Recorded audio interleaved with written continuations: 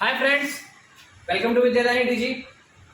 दोस्तों, आज का हमारा टॉपिक है ज्योग्राफी में ग्लोब। ठीक है, तो आइए देखते हैं। एक्चुअली होता क्या है कि हमारा जो अर्थ बना है ये स्फेरिकल शेप में है। इसमें कि दो पार्ट है। अब अपर वाला पार्ट, जो ऊपर वाला पार्ट है हमारे अर्थ का, उसको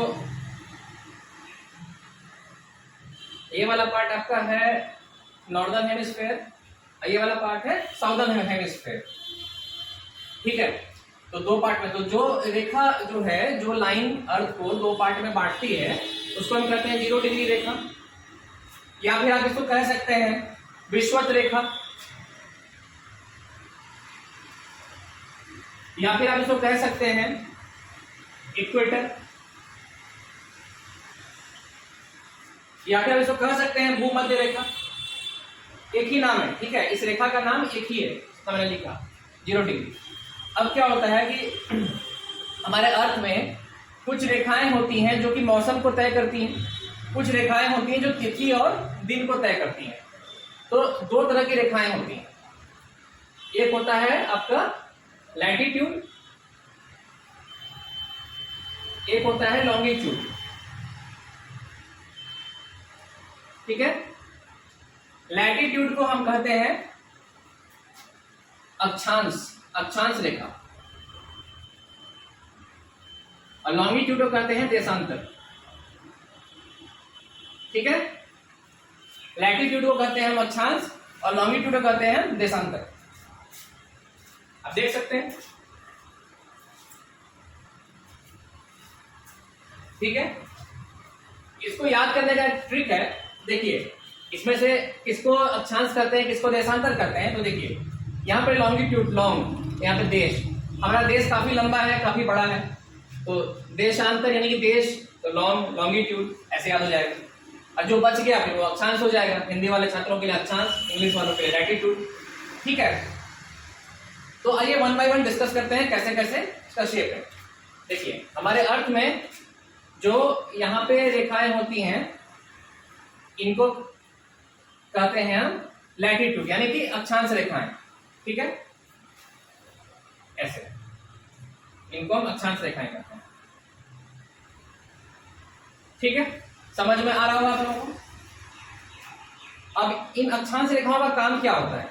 पहले तो इनकी संख्या कितनी होती है? इनकी संख्या होती है, इधर 90 होती है, इधर भी 90 होती है। मतलब उत्तरी गोलार्ध में भी 90 यानी कि नॉर्दर्न हेमिस्फीयर में भी 90, दक्षिणी गोलार्ध में भी 90 यानी कि साउदर्न हेमिस्फीयर में भी 90। आपको एग्जाम में संख्या आएगा, कितनी संख्या होती है, लैटिट्यूड की संख्या कितनी है, तो आप एग्जाम में आंसर लिखेंगे 90 प्लस 90 प्लस 1 यानी कि 181, क्योंकि 0 डिग्री भी तो एक लैटिट्यूड है। ठीक है, तो एग्जाम में कंफ्यूजन करने के लिए कभी कभी छात्र जो है 90 और 90 180 मार के चले आते हैं और गलत हो जाता है, 181 होता है। ठीक है, इसका लैटिट्यूड का काम क्या है? ये पृथ्वी पर मौसम को करता है निर्धारित। कैसे? देखिए, ये जो आपका ये 0 डिग्री है, ये आपका 23.5 है, ये 66.5 है, साउथ है, ये एंटार्क्टिक सर्किल है,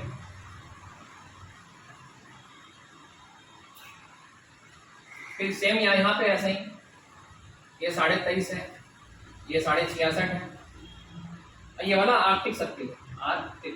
ठीक है, अब होता क्या है, ये जो 23.5 डिग्री साउथ रेखा है, इसको कहते हैं मकर रेखा यानी कि कैप्रिकॉर्न, ट्रॉपिक ऑफ कैप्रिकॉर्न। और जो साउदर्न पे है ये कहते हैं कर्क रेखा यानी ट्रॉपिक ऑफ कैंसर। ठीक है, ट्रॉपिक ऑफ कैंसर। तो जो भी 23.5 डिग्री नॉर्थ में है उसको ट्रॉपिक ऑफ कैंसर कहा जाता है, और जो 23.5 डिग्री साउथ में है उसको ट्रॉपिक ऑफ कैप्रिकॉर्न कहा जाता है। सूर्य जो है ये ट्रॉपिक ऑफ कैंसर से ट्रॉपिक ऑफ कैप्रिकॉर्न के बीच में ही घूमता रहता है। ठीक है, इसके चलते मौसम परिवर्तन होता है। और ये जो दो अक्षांश रेखाओं के बीच के एरिया को कहते हैं हम जोन, हिंदी में कहते हैं कटिबंध। ये जो दूरी आप देख रहे हैं ना, ये इसको कहते हैं हम जोन या फिर कटिबंध। ये मौसम को तय करता है। जैसे कि सूर्य आप देखते होंगे गर्मी के मौसम में कर्क रेखा की ओर, मतलब मई जून के मौसम में कर्क रेखा की ओर रहता है, तो इंडिया में गर्मी पड़ता है क्योंकि इंडिया कर्क रेखा के पास में 8 राज्य कर्क रेखा से पार होते हैं। ठीक है, वैसे ही नवंबर दिसंबर में ऑस्ट्रेलिया की तरफ, क्योंकि ऑस्ट्रेलिया जो है दक्षिणी गोलार्ध में है, साउदर्न हेमिस्फीयर में है, तो वहां पे गर्मी रहती है, इंडिया में ठंडा रहता है। ठीक है, तो चूंकि ये मौसम को तय करता है, लैटिट्यूड जो है ये मौसम को तय करता है, और दो लैटिट्यूड के बीच के एरिया को जोन कहते हैं, कटिबंध कहते हैं। अब क्वेश्चन आएगा दो लैटिट्यूड के बीच की दूरी कितनी होती है, तो 111 किलोमीटर होती है। एक क्वेश्चन एग्जाम में आएगा, इसको वीवीआई कर लीजिएगा। दो लैटिट्यूड के बीच की दूरी 111 किलोमीटर होती है, और इसको कटिबंध कहते हैं या फिर जोन कहते हैं, इंग्लिश वालों के लिए जोन कहते हैं। ठीक है, तो ये जो लैटिट्यूड है ये आपका मौसम को करता है निर्धारित, क्लाइमेट को करता है निर्धारित। क्यों? क्योंकि जो सूर्य जो है वो विषुवत रेखा के पास में, यानी कि इक्वेटर के पास में रहता है। गर्मियों के मौसम में यहाँ आ जाता है, जैसे इंडिया में मतलब गर्मियों मतलब जून जुलाई के, मई जून के मौसम में यहाँ आ जाता है। 21 जून को ये पूरी तरह से कर्क रेखा पे रहता है, इसलिए 21 जून को सबसे बड़ा दिन होता है।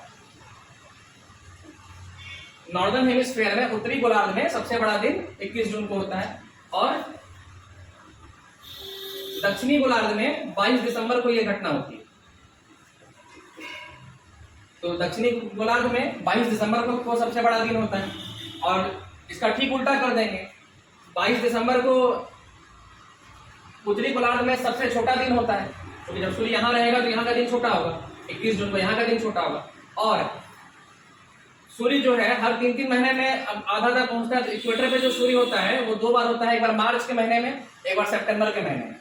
तो 22 मार्च वो दिन है, और 23 सितंबर वो दिन है जब दिन और रात का समय बराबर होता है। कैसे? देखिए, सूर्य पहले यहाँ था, मान लीजिए कि सूर्य मार्च महीने में यहाँ था, जून महीने में यहाँ तक आ गया, यहाँ सबसे बड़ा दिन हो गया, गर्मी बहुत पड़ा, फिर सूर्य वापस लौटा, सितंबर में फिर वापस यहाँ लौट गया, सितंबर में फिर जो है दिन और रात जो है बराबर हो गया, और फिर दिसंबर तक यहाँ आ गया, तो दिसंबर में यहाँ का दिन जो है सबसे बड़ा हो गया, यहाँ छोटा हो गया, है ना। सूर्य जो है कर्क और मकर रेखा के बीच में ही गुजरता है, इसीलिए क्योंकि इक्वेटर पे सूर्य बार बार सूर्य का ये रहता है, नजर रहता है, तो इसलिए इक्वेटर का एरिया बहुत गर्म होता है। जो कंट्री इक्वेटर के पास होता है वो कंट्री का मौसम सालों भर गर्म रहता है, और जो कंट्री कर्क और मकर रेखा के पास है यहाँ पे मौसम में बदलाव होते रहता है। इसके ऊपर जो कंट्री है, जैसे कि आप देख सकते हैं यूएसए होगा, कनाडा होगा, वहां पे लगभग मौसम ठंडा रहता है, क्योंकि वहां पे सूर्य का प्रकाश पहुंचता है, सूर्य का हीट पहुंचता है, लेकिन सूर्य का ट्रेवलिंग वहां तक नहीं हो पाता है। ठीक है, और आप देख सकते हैं इसीलिए जो पोल होता है, पोल यानी आर्टिक पोल, यहाँ पे